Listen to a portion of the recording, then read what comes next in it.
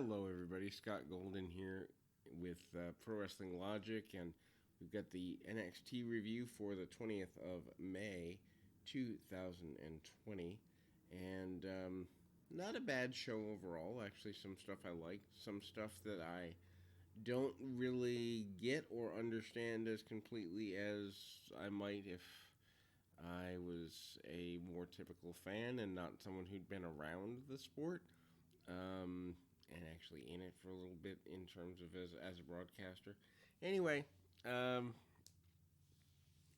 overall, not a bad program, but some interesting match placement choices to say the very least. Uh, we we move to, let's see here. Um, we move to the show beginning with the Killian Cross and Scarlett entrance. Um, they're calling it Fallen Prey. I don't know. They have a short, very short squash for Karrion Cross with a guy named Liam. Um, he doesn't get a full introduction. He is just taken out as quickly as possible. We're talking less than 60 seconds. And then Cross with several suplexes. And then Cross is basically he's unstoppable. He applies a submission called the Cross Jacket and then gets the submission victory. Tommaso Ciampa enters stage left. He confronts Cross. He's there to address him. Ciampa announces that he will meet him at the In Your House upcoming takeover, which again, I'm not a fan of the takeover thing during the pandemic. I know there's people that say you have to go back to business as normal, but dude, you've already got Empty Arena. Why add more shows to it? Why not save the takeover concepts and the pay-per-view concepts for when things go back to normal? If it's in 6 months, so what? It'll mean all the more. But I guess there's certain content regulations, but I wouldn't think that takeovers, which are on the network, or even the pay-per-views that are on the network now predominantly are required anymore. I wouldn't think. Maybe I'm wrong on that, and if I'm wrong, then I'm wrong, but I don't get it. Anyway, Ciampa understands why he's a main attraction. He wants to get attention. Ciampa acknowledges him as special and really does a good job of getting him over. Of course, Tommaso Ciampa is a guy I was lucky enough to work with a few times in an announcer capacity, and probably one of the most talented guys in the sport right now, period. Ciampa then faces off with Cross in ring. Ciampa says that he'll see him at TakeOver. And then we move on to El Hijo de Fantasma defeating Tozawa in the interim cruiserweight tournament. Fantasma pins Tozawa. I guess some would say that this was a really good match. I think it was average to above average. Nothing that I would write home about, but at the same time, for North American television at this point in 2020, it's a big deal. Beth Phoenix, who I think is one of the top 3 people in announcing right now, and certainly I would say she's the top person in WWE. And oddly enough, I would go Tony Schiavone in AEW, Madison Rayne in Impact, and then Beth Phoenix in WWE. You know, it's weird. The best talkers they have are, at least 2 of them, are women, which who would have thought they could say that 20 years ago? I'm happy for the ladies that they're finally getting doing that way, but it's just surprising to me But anyway, she brings up the idea that this is multi-style lucha versus uh, Japanese style. Uh, the grappling is very good. Um, Tozawa doing a Rana off the apron.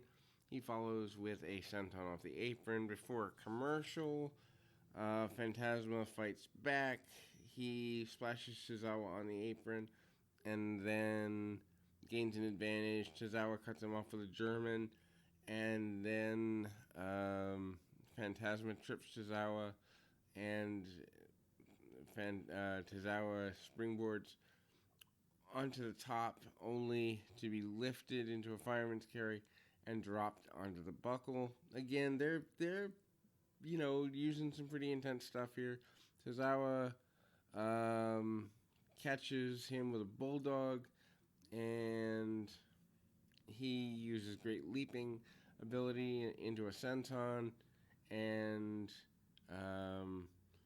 Phantasma and Tozawa over the top rope with a torpedo dive, and Phantasma rolls in and finishes the match. Tozawa uses an octopus to try and block the Phantom Driver, but Phantasma muscles him up into his finisher and covers for the pinfall, and he advances into the tournament finals with a record of 2-1. Timothy Thatcher cuts a promo on Matt Riddle. Thatcher says that last week Riddle was left, and so was his circus. He adds that he enjoys ripping and wrenching at Riddle's legs. No fluke pins next time. Thatcher challenged Riddle to a match that can only end via knockout or submission. This will be really, really good. Even if you don't watch NXT, go out of your way to watch the takeover match for this. Shotzi Blackheart vignette. I loved this. I saw Shotzi when she was working Independence. Trying to remember. I think Shine a bit. I think she did some Shimmer too. But I've seen enough of her work that I was excited that she signed with WWE. They bring her out with a tank, and she says that she likes tanks. She names this tank the Dirty Blonde, I think, or Dirty Blom.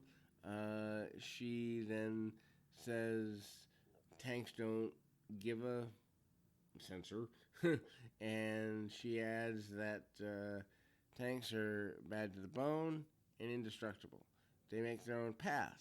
She's raised by her dad. Her dad was a Motorhead, into rock music, and she goes into punk rock. She joins a band. She then gets into pro wrestling. She shows what she's going to do to the women in NXT by crunching a bunch of cars. Really cool segment. I know it'll never happen in a million years, but I think it'd be really cool if they could get back in touch with Cyndi Lauper like 35 years later and have Cyndi Lauper cut a punk version of Girls Just Want to Have Fun, or even get a band to do it.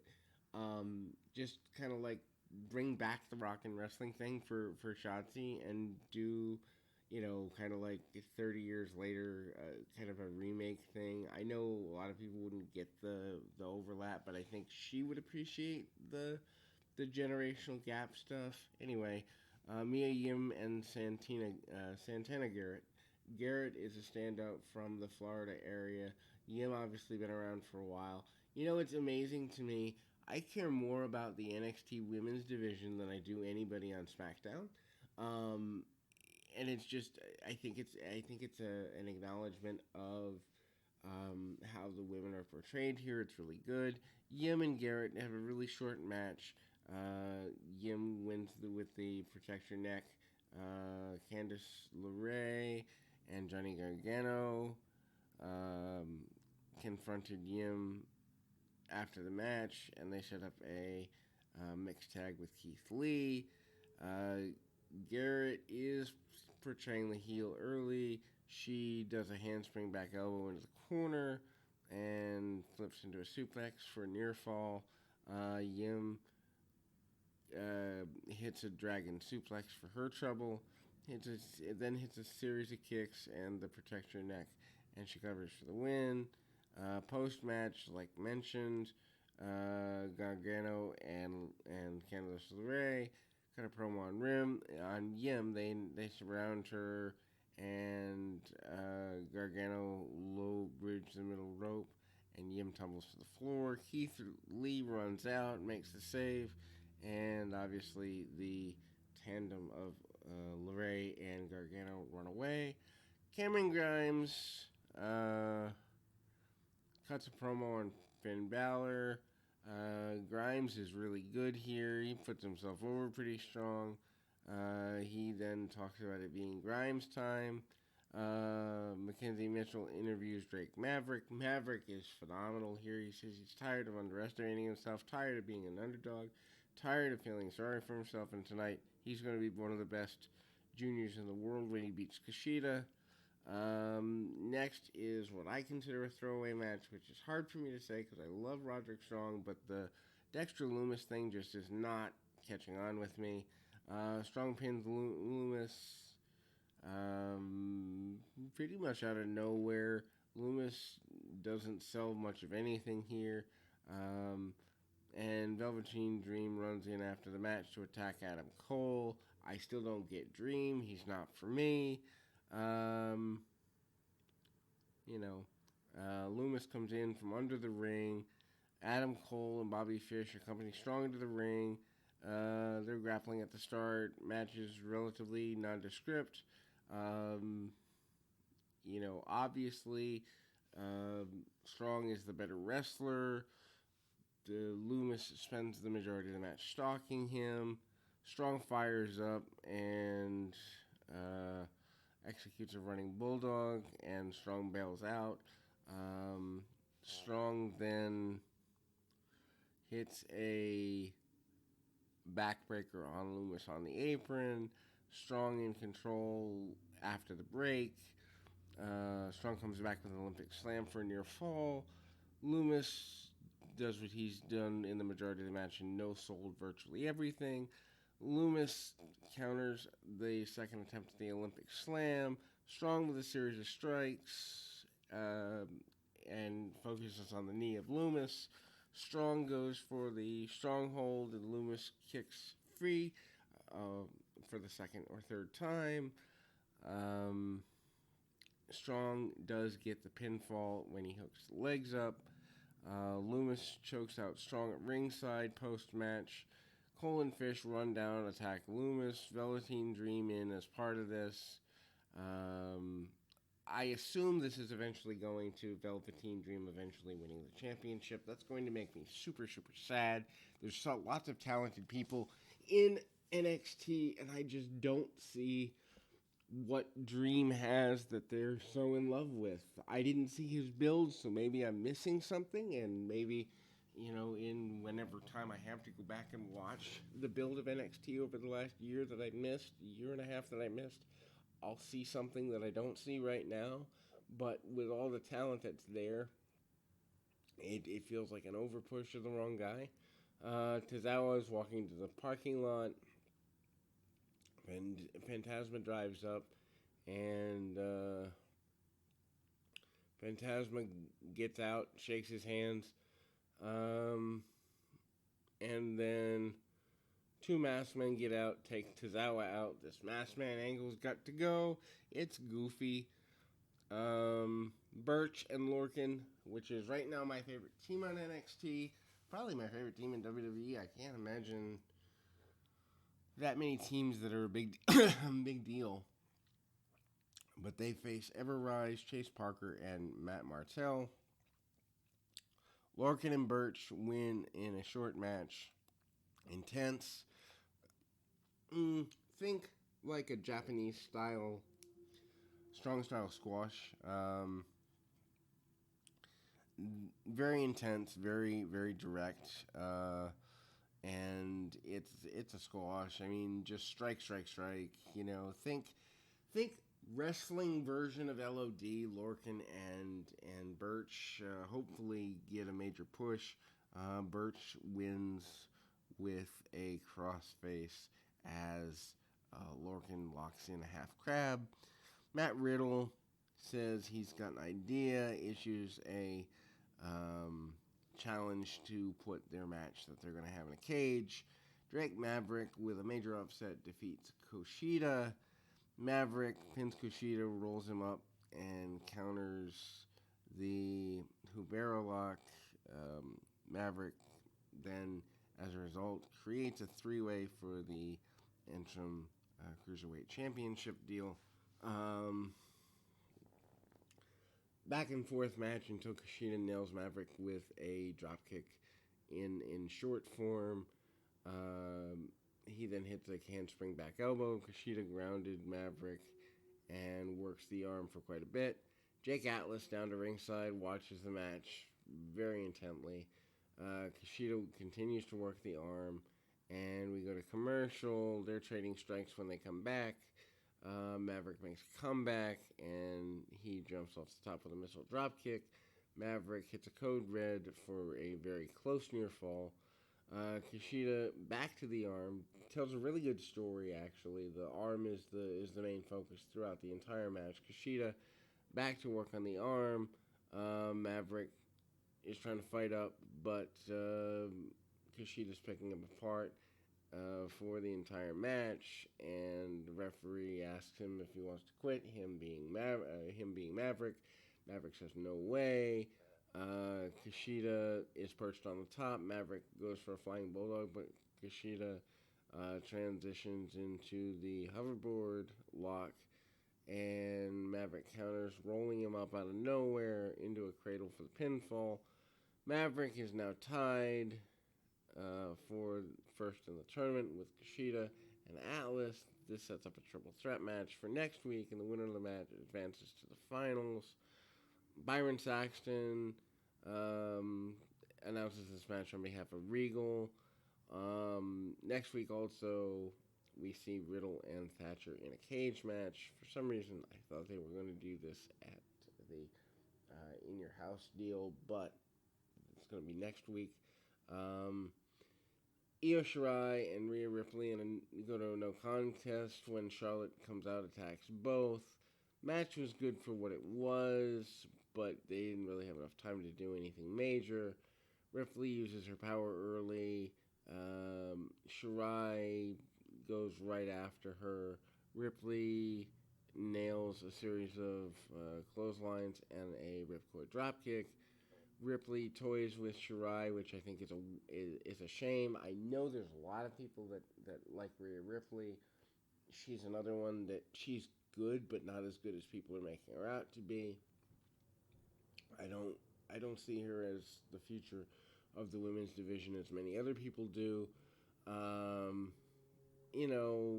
Good back and forth sequences. The show resumes, and Shirai has applied a crossface for the trouble. Ripley escapes it by using the corner of the ring to her advantage. They do a superplex that only gets a 2 count. I remember when the superplex was finished.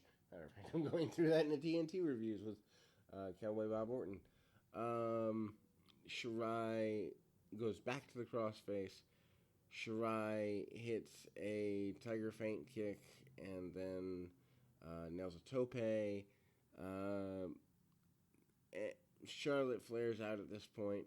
Amazingly, the sound guy knows to hit her music. Wonder how that works.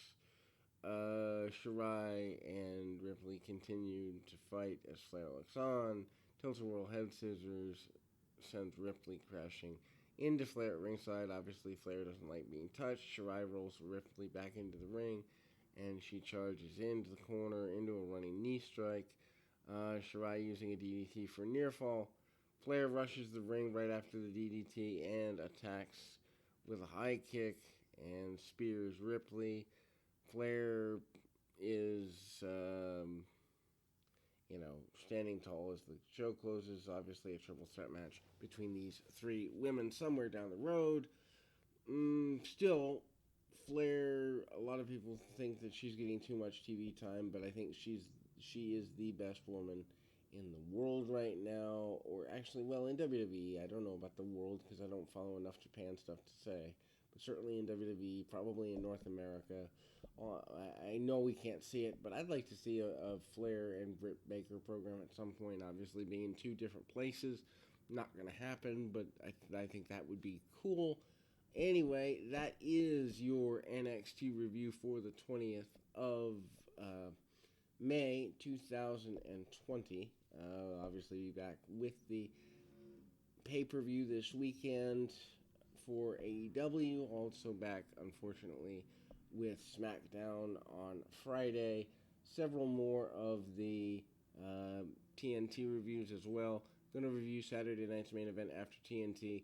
Tons more stuff to see. Overall, I still think AEW had the better show tonight. What did you think? Comment below. Love if you subscribed, liked, commented, and all that good stuff. Till next time, keep your feet on the ground, your mind in the moment. Till next time, everybody.